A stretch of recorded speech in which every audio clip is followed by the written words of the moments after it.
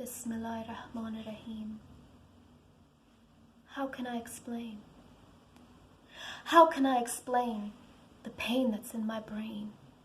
How I lose control of my limbs, but I shouldn't complain.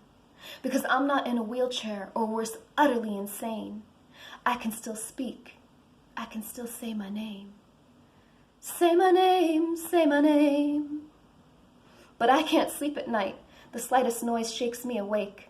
I'm traumatized and triggered from homelessness and rape by men in the world who promise to help, but reality is a disabled woman is a target for men to help themselves. It's a privilege to fight the patriarchy, but have you ever been engulfed in it? Surrounded every day by hounds who pounce because they don't get enough of it? Heart racing day and night, the adrenaline is rushing. Pulse out of control, here comes the concussion. Symptoms coming on heavy, I might lose it today. They brought a man to my tent while I slept, and I still can't shake the memory away.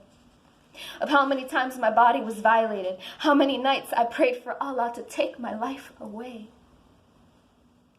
My bones are so cold, from sleeping on concrete and hard floors with no heat, in a place where there was more crystal meth than meat, from dragging my bags through the streets in the rain. And I can't stand the rain against my window. I can't stand the rain, but I want to dance in the rain again. From running from one point of the city to another in vain. My bones feel so old, ground to powder in defeat. I tried to stay alive. Staying alive, staying alive. And Michael told me to remember the time, remember the time.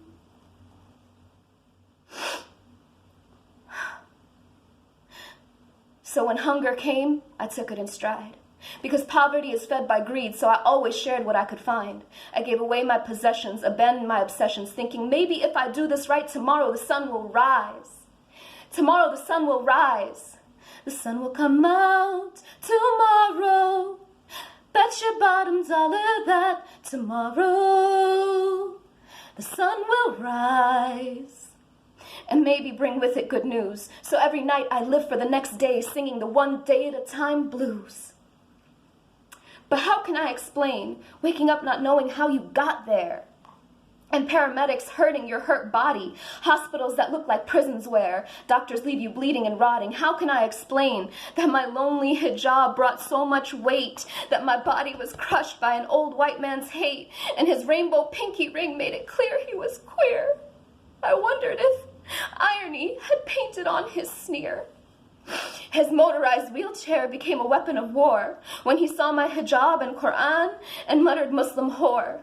How can I explain that no one offered to help?